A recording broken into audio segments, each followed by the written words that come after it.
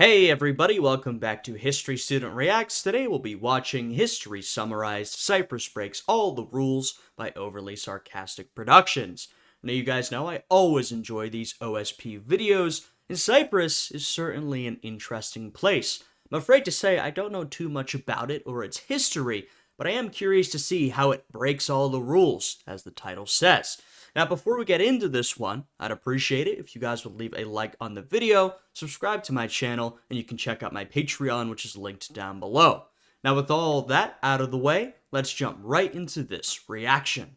No matter the place, the people, or the period in time, no culture is a monolith. True. Every society contains multitudes within itself, as each language has dialects and all art styles have variations. Well, this is one of the issues when we're writing about history or talking about history, and we say, well, the Romans did this, or the Greeks did this, or whoever. That is a vast, vast simplification.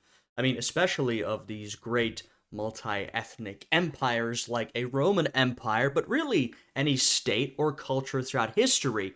As he pointed out, they're not a monolith. There's always going to be great difference and diversity within these different states and empires and cultures. And I understand that, you're probably not going to go into that detail in sort of a casual conversation, but it's worth keeping in mind at least, even when we are generalizing, which we all do from time to time. No two hands paint a vase the same way, no two poets tell quite the same story. Yeah. Now that's hardly groundbreaking analysis, but it puts us in the frame of mind to answer some far trickier questions. Namely, when does a culture stop being that culture? How do we decide who gets included in the history of a civilization? And what does it look like at the periphery? Yeah, I mean, questions of culture are always incredibly complicated, right? How do you define culture? How do you separate one culture from another? How would you describe any particular culture, and how do you identify when that culture changes, or maybe when it ends? Who is to be included and excluded, right? It's in some ways a pretty abstract thing, though of course it has very real material consequences, so I find it something that can be pretty difficult to analyze. The logical reflex is to find an anchor point, usually a culture's origin or exemplary biggest boy, and work outward from there. And this frequently works, but as cultures spread across distance and evolve across time, it gets harder to find a solid place, person, or period that can serve as our anchor. And the Roman Empire is a great example of that, as they're pointing out here, not just because it was so vast and diverse, but because it changed so much over time. The Roman Empire of the, say, 1100s was very different from the Roman Empire of the 200s, right? You're talking about a vastly different empire with different people groups, different styles of art, different religion. I mean, lots of changes that make it seem almost entirely different, though we do see some continuity between the two. I mean, new reasons for endless civil wars, but the civil wars continued. That's a commonality between the Roman Empire, whether it's in the West or in the East, right? So that's a good example of where we sort of have to think about, all right, so what makes a culture? And like he said, oftentimes we anchor it in one place, and that's often how cultures see themselves, right? The Romans thinking of themselves, always thinking back to the origin of Rome and these sort of original founding principles. Or, for example, Americans like myself, always thinking back to 1776 and our founding fathers, right? We anchor ourselves in a particular moment, which, that's one of the things that holds cultures together, but it can also obscure the fact that cultures are changing greatly over time and moving further and further away from those founding points. And as a result, our periphery can get real fuzzy. So in my grand quest to paint the history of capital G Greece, we'd be remiss to not explore that outer boundary, learn what makes it special, and understand how it fits into the civilization at large. And that line of inquiry brings us to Cyprus, a delightfully saucepan-shaped island in the Eastern Mediterranean, well outside the Aegean basin we most closely associate with Greece. Now, in the context of Greek history, Cyprus is, quite simply, weird as all hell, because in comparison to the Aegean gang 500 miles northwest, Cyprus is running on a parallel track and at points looks like it's running the complete opposite direction. Now, what the hell does that mean? Well, guess we better do some history. Starting at the start, the name Cyprus, or Kypros in Greek, has a contested etymology, first name dropped in Mycenaean Linear B as Kupirio back in the 1400s BC in reference to either the Greek word for cypress tree or a translation of a local Cypriot word for copper. Whichever the origin, Cyprus started mining copper in the 4th millennium BC and boomed in the latter Bronze Age as it exported the stuff as far as the Aegean and Egypt. And supplying 90% of the material for bronze earned the island some That is true, I will say. The tin. The tin is difficult to source, pretty hard to find oftentimes, so you really gotta get that tin. But then, well, you have a Bronze Age, which is pretty nice. surprising renown, as Egyptian documents from the 1300s record several conversations between the pharaoh and a Cypriot king where the two address each other as brother, which would be an exceedingly bold overstep if the two were not on very comfortable terms. The letters themselves are honestly hilarious. In one of them, Cyprus effectively says, "Greetings, brother. We will definitely send you the rest of the copper we promised you. There's just a teensy plague going on, so please don't freak out. We pinky promise the copper is on its way, just..." God damn, look at that. My brother, do not be concerned that the amount of copper is small. Don't be worried. Behold, the hand of Nergal is now in my country. He has slain all the men of my country, and there is not a copper worker. So my brother, do not be concerned. My goodness. You know, that's a pretty good excuse. Saying, look, you might not get the copper that you're expecting. All the men in my country have been slain by the hand of Nergal. I don't know who that is. Give us a minute. Also, could you send us some silver? Or what that is. Take notes, Aya Nasir. That's how you handle supply chain problems. There are some other fun letters between Egypt and this kingdom they called Alashia, and the rest of the Near East seems to have known Cyprus by that same name, as it's attested across Mesopotamia, Anatolia, and Mycenaean Greece. Now, speaking of all these cool civilizations that definitely lasted forever and all had 8-packs, one of the Bronze Age's most distinctive features is the part around 1200 BC where it collapsed. But Cyprus didn't quite experience it the same way. Namely, while the Greek world completely lost writing in the 1100s after all their kingdoms imploded, Cypriots fully retained their writing system and just skipped the defining attribute of the Greek Dark Ages. Wow, okay, so they are an exception from the trend. Cyprus, very different already. Of course, a very contested place today. That's interesting, though. We've got the Bronze Age collapse, which I know there's a lot of ongoing research about the Bronze Age collapse, why it happened. Traditionally, I know there's been a lot of debate over the topic. I think it's been sort of a little bit cleared up in some of the more recent literature, though I'm not an expert on the topic, but this sort of rather mysterious Bronze Age collapse, and Cyprus emerges, I mean, maybe not unscathed, but perhaps less scathed than the rest of the world around them, the Eastern Mediterranean.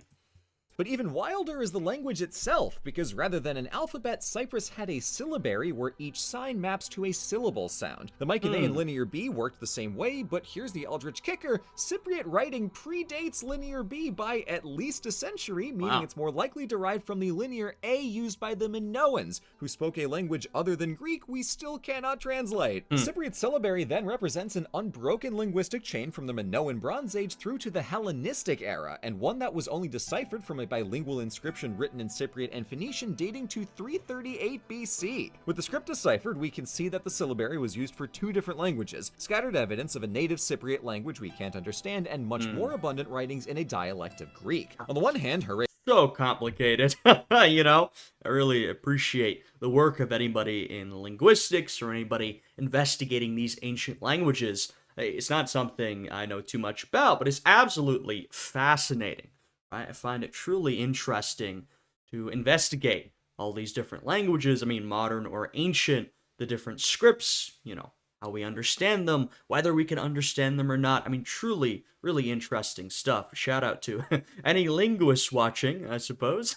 We can snoop on all their diaries, but language also reveals who these Cypriots were. Here's the setup. The Mycenaeans spoke a particular dialect of Greek that largely vanished after their collapse, replaced by Ionic, Doric, and Aeolic by the start of the Polis Age. But it did not disappear entirely, and its closest cousins existed in 2 places, the inland mountains of Arcadia and Cyprus. This dialect, called Arcado-Cypriot, stayed remarkably consistent across written records, suggesting the Mycenaean presence post-collapse was not as aggressively jostled as everywhere else. Now pair all this with folk traditions from 6 Cypriot cities claiming lineage from heroes of the Trojan Mycenaean War. If we put on our big bronze thinking helmets, that all squares quite nicely. An existing population of Mycenaean Greeks was happily writing their language in the Cypriot syllabary during the Bronze Age. Then, after the collapse, a second wave of Mycenaeans fled the burning palaces of the mainland to find refuge on the island, giving rise to several legends of Trojan hero parentage. Instead of calamity, Cyprus flourished. Society was clearly organized well enough to keep writing stuff. New cities were founded with claims of heroic ancestry, and the cities of Kition and Ankomi built Mycenaean-style cyclopean walls with ginormous slabs of stone. I mean, that's some pretty impressive stuff for the era,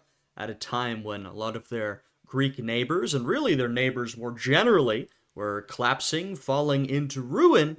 Cyprus was apparently thriving. Total inverse of the narrative in the Aegean. Absolutely bonkers. Fast forward a few centuries, and when the mainland Greeks wake up from their Dark Age nap, Cyprus had 10 odd states spread across the island, in a curious blending of Mycenaean kingdoms and the new civic-minded polis system. That's best illustrated by a tablet from 478 BC detailing a gift of land to a family of doctors as given by, quote, King Stasichipros and the city, the Idalians. That's the king and his citizens co-signing a contract. Compared to the rest of Greece, that's really weird and really cool. There's no civic relationship quite like that anywhere else. Once again, Cyprus breaks all the rules. The exact who's who of the city kingdoms varied over the centuries, with sources listing slightly different names each time. All but a couple cities post-Bronze Age were majority Greek, with Amathus having more native Cypriot population and Kition home to and ruled by Phoenicians from Tyre. And such contact with the Near East brought Cyprus its #1 deity, with the goddess Astarte arriving from Phoenicia to become the Greek Aphrodite. Cypriot myth claims their island as the spot she first stepped out of the ocean, in an elegant little reflection of history in the myth itself. So we can see that Cyprus isn't just Greece but far away. It's got a lot going on internally, as well as how it interacts with the rest of the Med. It's fascinating. I mean, look, Cyprus,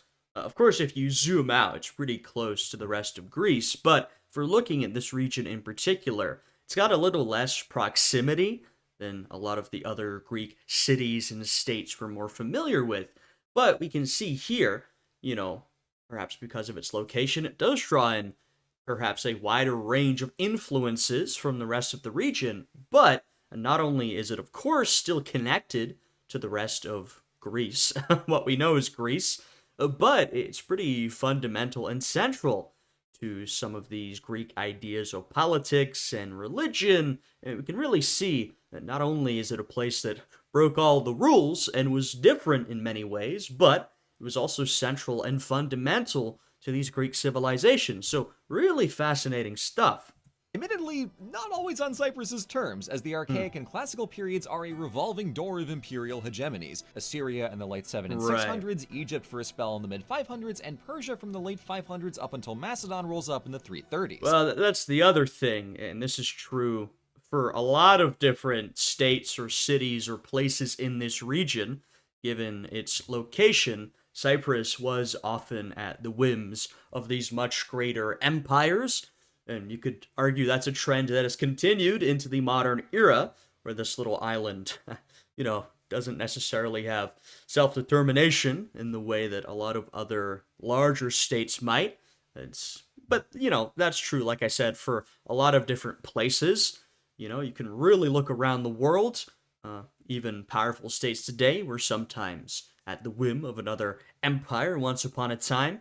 But there are some places, like Cyprus here, or a lot of the Middle East, that have been, more at the whims of powerful, great empires over time.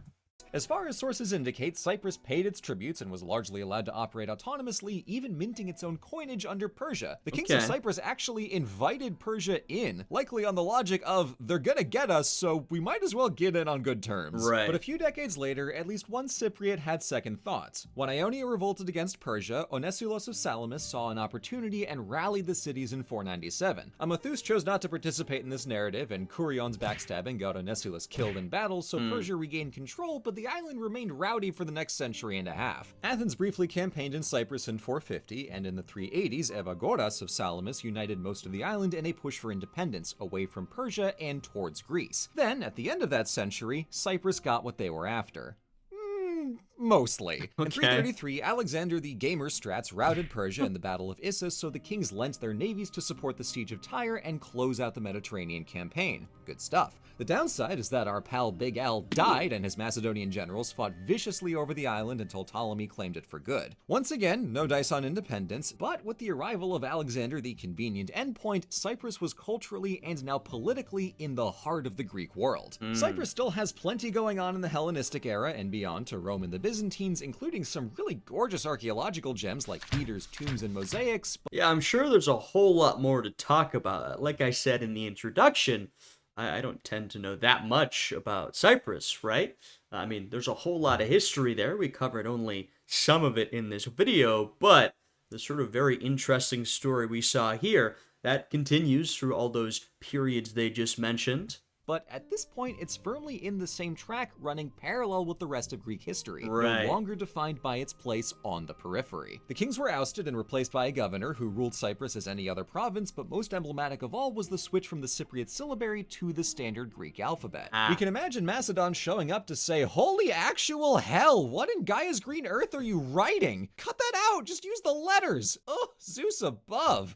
So ancient Cyprus is as distinct a part of the Greek world as history could possibly allow, an almost mirror image of the Aegean made all the more fascinating by its place in the wider Mediterranean. Yeah, right. I mean, that's sort of the point that I made earlier and that's been made throughout this video, is that at least until it's sort of more generally absorbed into the Greek world and it ends up running parallel, what we saw was this place that was, of course, part of the Greek world, influenced by it and influenced it, but also impacted by its place over here, right? With a lot of these Middle Eastern powers who had great influence on Cyprus. And once again, we saw, especially with Egypt, Cyprus had influence on them. Cyprus is not just more Greece. It is way the hell weirder than that and way cooler for it. Thank you for watching. Alrighty. To briefly step outside of official history business, TM, I hope you're all holding up okay. There are a lot of vulnerable people in our lives who are Okay. Don't know when the video came out, but, you know, it's never a bad time to say, I hope you're holding up well, I suppose. Anyway, that was a good one. You know, I really enjoyed learning about Cyprus. You know, I mean, I always like learning new stuff, and there's a sort of range between topics that I know a lot about, those that there are some gaps, and those that I know very little about. I'd say Cyprus ends up in that latter category, a place that I know very little about, aside from some of the sort of modern political struggles over Cyprus. But in terms of the ancient history, you know, not something that's really tends to be in my sphere of expertise. I mean, ancient Greek history generally, not necessarily my thing, but Cyprus in particular. And so it was really good to learn about all of this. I found it absolutely fascinating. OSP does a great job, as always, you know. Blue, I always love the topics he chooses and the perspectives he chooses to analyze them from. I always find really align with how I would look at things as well, and it makes it very enjoyable to react to and to yap at you guys with my opinions as well. So with that, if you guys enjoyed this one, and I hope you did, you could leave a like on this video, subscribe to my channel, and check out my Patreon or channel memberships, both of which you can find down below, and it'll give you access to exclusive reaction videos. So with all of that, I hope you guys are all having a fantastic day today, and I will see you all again next time. Goodbye.